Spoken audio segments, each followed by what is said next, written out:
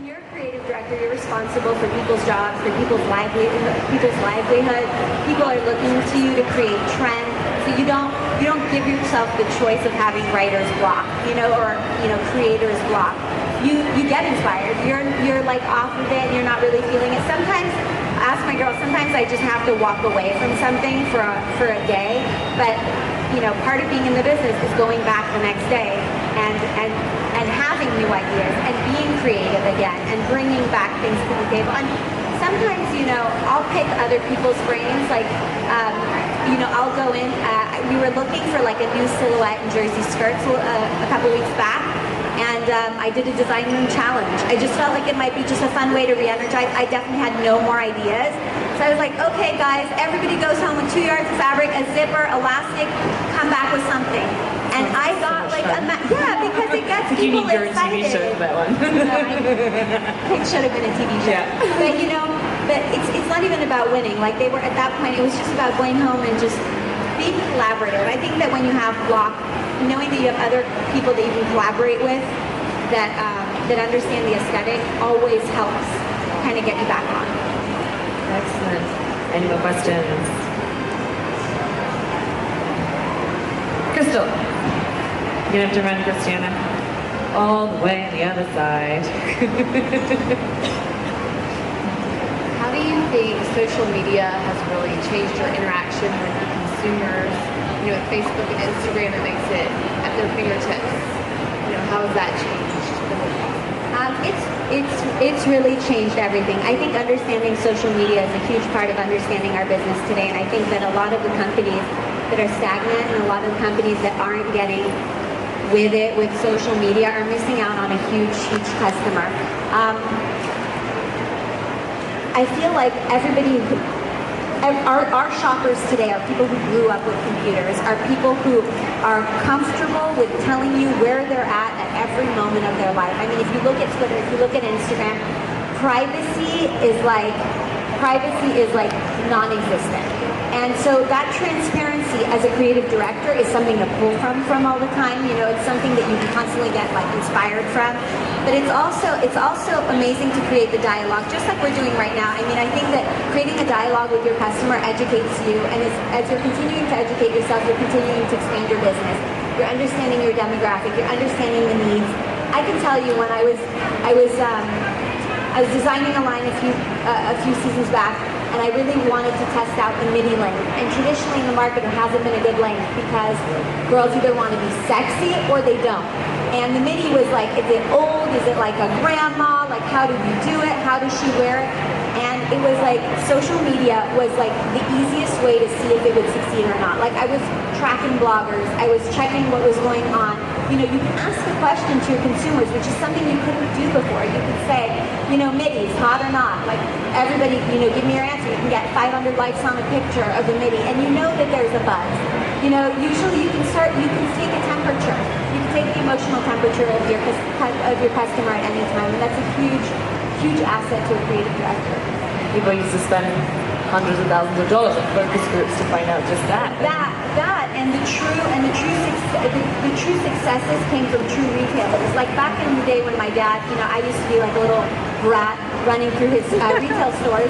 Like I would see him, and he had such a pulse of what she wanted next because he was with her all the time.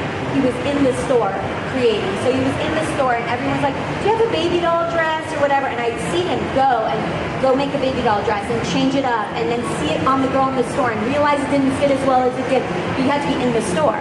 Then what do you do in the next level when you're actually a manufacturer and you're not a retailer anymore and you're not sitting in your store?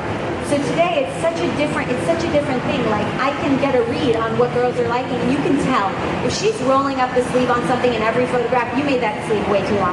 If she's, you know what I'm saying? So you have an emotional thermometer with your customer. It's a phenomenal transparency, and it's a huge gain for us. So I think some things have changed. I think transparency is a very, very big trend. I think that people are getting so comfortable being immodest, if you will, wearing their lingerie on the outside and that kind of thing. And I think as that 90s trend kind of still is strong, slip dresses, transparent dresses over a shorter skirt, that kind of a thing. I am voting for the bell bottom to come back, but again, the emotional thermometer hasn't been with me. I'm so feeling it though, so I'm feeling bell bottoms. I might be taking a huge risk and might, be called into my daddy's office at the end of the year, but I'm still feeling like it's a huge, huge trend because I think, the skinny's been around for so long. I'm like wanting to see something new. So I'm experimenting with high waist skinnies and bottoms, bell bottoms, which I think are fun. And on the top, you guys see there's a huge crop top trend, but I'm taking that into evening wear. I'm loving right now the two-piece evening dress. Yeah, the two-set, yeah. So like when I was a little girl at the Limited and there was like a lavender top with like a lavender skirt, it was like had my name on it. So I'm like really feeling that for right now. So all my evening pieces are 2-in-1s. So you can separate it, wear the top to work, wear the skirt on the weekend, and then wear it as a set in the evening. I think that's going to be a big one. So Gwyneth Paltrow, circa sliding doors, yes, red carpet. Yeah, exactly. Yep. And then I have to tell you, my girls out in LA at Reformation. I don't know if you guys follow them on Instagram. They have amazing style, and so I'm into that whole long and lean kind of 90s cutout, lace up, like all of that feeling. Oh, Margie has another question over here. I'm inspiring. You really are. Okay, so my question has to do with, do you think BCBGeneration, said it correctly this time, do you think that you guys will ever do any extended sizes? I'm a plus size blogger, but I also write for Lucky Magazine. I'm like the plus size voice, so I'm wondering, because I absolutely love everything that you guys are doing, but obviously can't fit into a lot of the stuff, so it inspires me, but is that something you guys are ever thinking about, or could that ever be a possibility, or even in an XXL? Is this real? Okay. Is this happening? Yeah. Okay.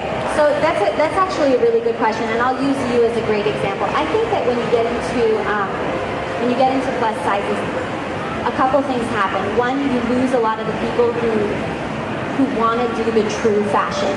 You know what I'm saying? Because I think that there's just it becomes like a little bit more sensitive. Like, do you want to wear micro mini? Maybe not. Do you want to? The coverage issue becomes a concern. What we're doing to address it is a generation is. My dad set up these kind of 7 classifications for a generation, and one of them is jersey dressing. And jersey dressing basically has to do with anything that's a knit. And in that, we have a lot more split sizing, we have a lot more vanity sizing, if you will.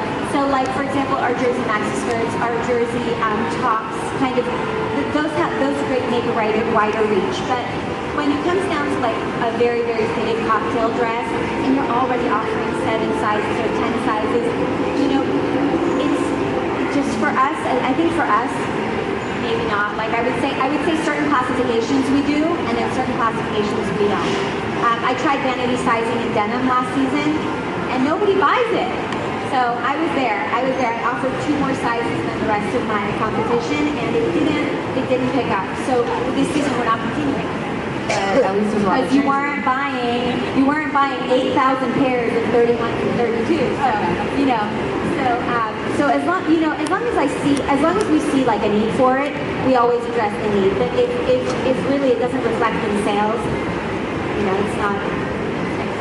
But I will say that when it comes to plus sizes, one of the things that's really amazing is accessories. And generation, like we do have every single accessory under the sun, like you're saying, like scarves and bags and footwear and all that stuff. It's really. I like living it, so yeah, I got that. You got the look. You got it. I think that's a really good question. I think to stay sharp in anything that you do, you always have to notice the landscape, And so with me being in Young Contemporary, there's sites I go on almost every day. I go and see what Nasty Gal's doing. I go and see SOS. I take it top to bottom. I check out Urban. I check out, who, what, where. I'll check out anything that's kind of current and relevant. But the one site that has me really excited lately, and I follow them on Instagram, and it's with the girls at Reformation. I like them because they're real honest, and they're so real, but they're really creative. Yella follow that girl. I used to be a huge fan of her. She used to have a brand named Yaya, I think back in the day. that she now does for affirmation. I think that's like somebody who I love because it's like it's innovative. It's not like everything that I'm seeing. I'm seeing her have a pulse on something before everyone's jumping onto it. So I love following them, and they have also used Lara. I feel like they're very current with their choice of girls. They also used Jen, what's her name? Jenna Gogo. Yeah, Jenna Gogo. So they're using a lot of the same bloggers that we're using. They're using, Like Nasty Doll, yeah. But I feel like they're really current with trends. They're just on it. Do you have any more questions? Sabrina, another question here. As far as like footwear goes, what do you think is going to be trending? White soles. White soles. I'm huge. Like I don't know if you guys have gone down to our booth yet, but I have like again, because we were talking about reminiscent in the 90s, I love jelly shoes. Like that was my big thing, like high heel jelly shoes, and like American Apparel did them. Like everyone brought them back. We brought back a platform jelly with the white soles. And I just think white soles are huge. It's like a little sporty, it's a little edgy, but I like it with dressy stuff. Like my outfit tomorrow is a black pleated maxi with like a black kind of Vans but white soles. I think it's just like it does the trend thing. It does like the sporty trend, but still real chic. I like it. Okay, one more question, Emily. We got a question. Awesome. So you grew up with fashion your whole life, being in this industry. Was there ever a moment where you thought that this was not the career path that you wanted to be on? Or has it always been what you wanted to do? I would tell you that when they wanted to fire me was when I was working at the Rodeo drugstore, and these two girls walked in and they were like, ew, look at these clothes. And they were like walking around, like critiquing everything, and I ran out to them and like, this is my dad's store. If you don't like it, you can leave. And I started hysterically crying. And were there times where I felt like it wasn't the right fit for me? Maybe so, but I feel like I'll tell you one thing. I met a girl last week who has 6 companies. And I said to myself, like, how do you do 6 companies, you know? And I started asking her about it, and I was like, how successful is this company? And really trying to understand why she has 6 companies. And she has all these passions, and she's really doing them. Like, I was seeing, like, the clothes, and I was seeing all the different brands that she had, and she had catalogs and websites, and everything was like, you know, GoDaddy this, and I think it's really important. I think that there's a lot of smart young girls today, and it's like part of being smart is knowing where to focus your energy and how to focus your energy. And I think that were there times where I didn't feel like it was the right fit? Absolutely. But it was the fact that I stuck with it anyways, and that I stuck with it, and I went through the wave. But I think a lot of times our generation doesn't do that anymore, and it sucks. Because when you ride through the wave, that's when you learn about yourself. That's when you see yourself break boundaries. That's when you look back and you say, you know what? 6 months ago, I was going to bail, and now I'm so happy, and I'm so happy I stuck through it. And I see that, you know, I employ a lot of young girls, and I see that when they didn't get their raise when they wanted to, or when they didn't see their career move as fast as they had wanted it to, they jump around, and it's the wrong thing to do, because it's often the ones that sit and really work hard and really put in that when they're noticed, they shoot to the top. And it's important to be dedicated. It's as important, like I was saying too, like it's as important to be talented as it is to just to stick with something. So yeah, there were times where I didn't feel emotionally ready to handle the responsibility of having so many employees, or you know, just freak out sessions like, am I going the right way here? Because I'm making like a $2 million investment in this one idea I had the other morning at 8 a.m. I don't know, you know, but you got to trust your gut, and you got to have a good team. You got to like, I go to work every single day. I walk down the halls. I like everybody I work with. They teach me things all the time. They make me laugh. You know, they're intelligent, and I just, you got to ride the waves always. So.